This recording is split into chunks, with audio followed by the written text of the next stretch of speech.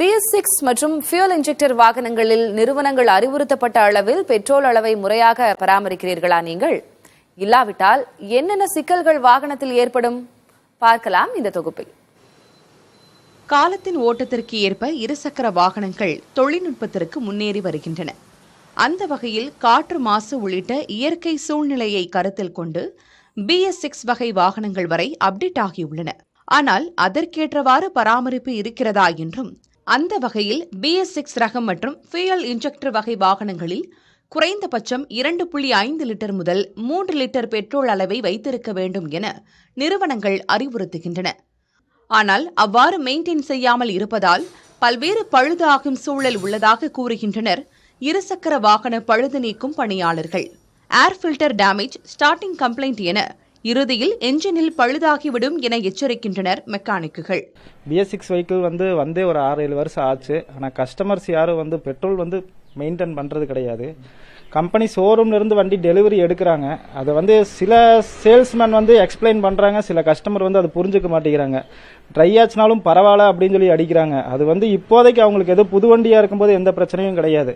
ஆனா சமீபத்தில் ஒரு 10,000-20,000 அந்த கிலோமீட்டர் ஓடும்போது பாத்தீங்கன்னா பம்ப் இது கம்ப்ளைண்ட் வந்துடும். அந்த பம்ப் கம்ப்ளைண்ட் வராமல் இருக்கணும்னா மினிமம் 3 லிட்டர்னாவது பெட்ரோல் இருக்கணும். அது இல்லைன்னா கம்பல்சரி பம்ப் கம்ப்ளைண்ட் ஆயிரும். அந்த பம்போட ரேட் பாத்தீங்கன்னா ஒவ்வொரு வண்டிக்கும் ஒவ்வொரு மாதிரி ரேட் மாறுது. சில வண்டிகளுக்கு பாத்தீங்கன்னா 5,000 ரூபாய் இருக்கும், சில வண்டிக்கு 4,000 ரூபாய் இருக்கும். ஆனா சில வண்டிகளுக்கு 8,000 ரூபாய் 9,000 ரூபாய் கூட அந்த பம்போட ரேட் வருது. ஏர் ஃபியூயல் மிக்சருக்கு தேவையான பெட்ரோல் அறிவுறுத்தப்பட்ட அளவில் இருக்கும்போது ஃபியூயல் பம்ப் அதனை உறிஞ்சிக்கொள்ள எவ்வித சிக்கலும் இருக்காது. ஃபியூல் பம்ப் ஸ்டார்ட் ஆகிற இடம் இங்க இருக்கும். உங்க டேங்கோட பாட்டம் இதுதான். ஆனா இதோட இழுக்கிற மோட்டர் பாத்தீங்கன்னா இந்த இடத்துல இருக்கும். இங்க இருந்தா ஸ்டார்ட் ஆகும்.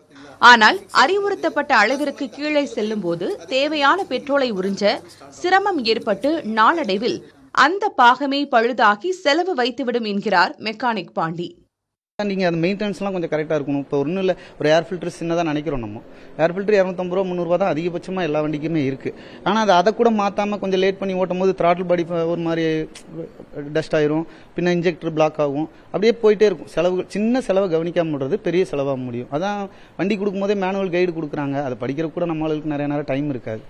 ஒரு சில பேர் தான் அதை படித்து ஃபாலோ பண்ணுறாங்க. சின்ன சின்ன மெயின்டெனன்ஸ் நீங்கள் உங்கள் சைடு பண்ணும்போது உங்கள் செலவுகள் இன்னும் கம்மியாகும். நீங்கள் எதையுமே மெயின்டைன் பண்ணாமல் ஒரு 10,000 கிலோமீட்டர் நான் சர்வீஸே பண்ண மாட்டேன்னு ஓட்டினீங்கன்னா அந்த 10,000 கிலோமீட்டர் காசு கம்மியான நான் செலவே பண்ணதில் வண்டிக்குன்னு ஒரு பெருமையாக இருக்கும். ஆனால் அதுக்கப்புறம் ஒரு பிரச்சனைன்னு கொண்டு போய் நீங்கள் ஒர்க் ஷாப்பில் விடும் போது அது டபுள் மடங்கு ட்ரிபிள் மடங்கு செலவாக முடிஞ்சிடும். வாகனங்களின் இதய பகுதியாக செயல்படும் என்ஜின்களுக்கு சுவாச பகுதி என்பது ஏர் ஃபில்டர் மற்றும் ஃபியூயல் பம்ப் தான். அவற்றை பராமரிப்பதில் சமரசமின்றி போதிய விழிப்புணர்வுடன் பராமரிக்க வேண்டும் என்பதே அறிவுறுத்தலாக இருக்கிறது. என்னதான் டூ வீலர்ஸ் எல்லாம் நம்ம உணர்வில் கலந்துட்ட ஒரு சென்டிமெண்டான விஷயம்னாலும் அல்டிமேட்லி அது ஒரு இயந்திரம். அதுக்கான முறையான பராமரிப்பும் அந்த மெயின்டெனன்ஸ் கொடுத்தா மட்டும்தான் நம்மளோட உணர்வாகவே அது கடைசி வரைக்கும் தங்கு தடை இல்லாம இயங்கும் அப்படிங்கிற ஒரு கருத்தை மெக்கானிக் சொல்றாங்க. புதிய தலைமுறைக்காக கோவையிலிருந்து ஒளிப்பதிவாளர் முத்துப்பாண்டியுடன் பிரவீன்.